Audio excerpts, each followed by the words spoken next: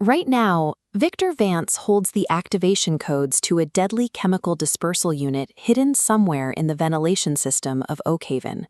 The clock is ticking, and the city is out of options.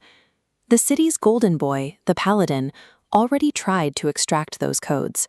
He sat across from Vance. He talked about justice. He appealed to the villain's soul, and he got absolutely nowhere. Vance knows exactly how the system works.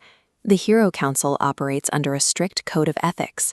Section 4, paragraph 2, ensures that no one is going to break a suspect's ribs to force a confession. These laws provide Vance with absolute immunity from physical interrogation.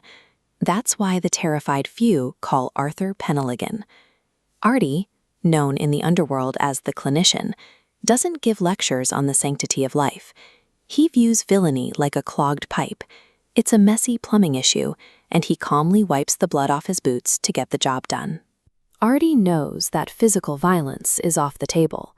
To break a villain under these rules, he must target a vulnerability the Hero Council's manual doesn't explicitly protect.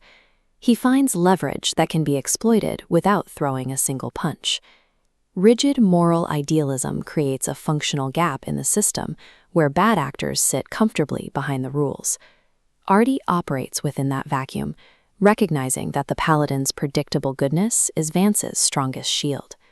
Down in a damp basement in the industrial district, Vance is laughing.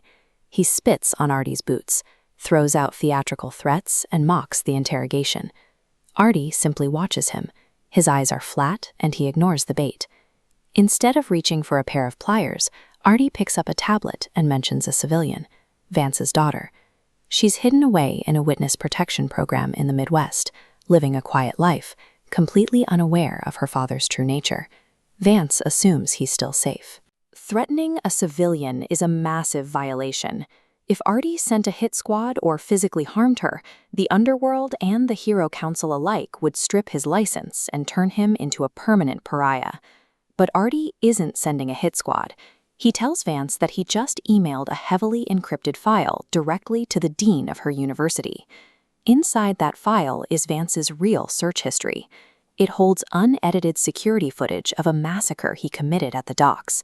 Worst of all, it contains a detailed letter explaining that her entire college fund is actually blood money stolen from 300 people he poisoned in the Heights. Artie executes a surgical strike on Vance's legacy. He trades the villain's tactical secrets for his daughter's psychological safety, forcing Vance to choose between his dispersal unit and his daughter's love. The arrogant, untouchable mask shatters. Vance breaks down in sobbing terror. He is physically unhurt, yet he stares at a man who has clearly mapped out his every internal fear and is now systematically dismantling them. Artie checks his watch. He gives Vance exactly 3 minutes to surrender the dispersal codes.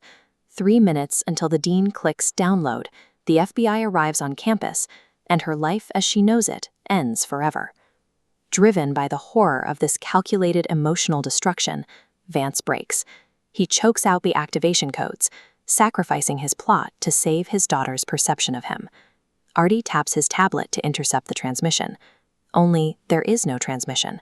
The encrypted file and the email to the dean were nothing but a video file playing on a tablet. Artie spent 10 minutes coding a fake progress bar and set it to loop continuously on the screen. The entire world-ending threat was neutralized by a simple, repeating animation. In Oakhaven, the ruthless weaponization of narrative and psychological leverage is the most effective form of power. The city was saved not by superhuman strength, but by a carefully constructed lie. The crisis ends exactly as the Paladin arrives. He lands at the entrance of the dark basement, his golden cape shimmering in the gloom, bringing the righteous relief of a hero who believes the system worked. He sees Vance slumped in the chair, physically intact but emotionally hollowed out. The Paladin assumes his own strategies laid the groundwork. He congratulates Artie, happily asking if he used a moral appeal to legacy to remind Vance of the good man he could be. Artie agrees vaguely, picking up his bag and walking away from the golden hero. He leaves the Paladin completely oblivious to the psychological violence it actually took to extract the codes. The Paladin believes that saintly behavior builds a better world. Artie understands that peace often requires someone calculating enough to do the ugly, pragmatic work that saints refuse to touch. Stepping out into the rain, Artie washes the basement grime off his face. He carries the heavy, isolating burden of the lie he told. He absorbs the cruelty he projected, so a girl in the Midwest could continue living her quiet life in peace. The moral high ground is a sterile illusion. It only survives because, somewhere in the shadows, realists are willing to pay the realistic price to protect it.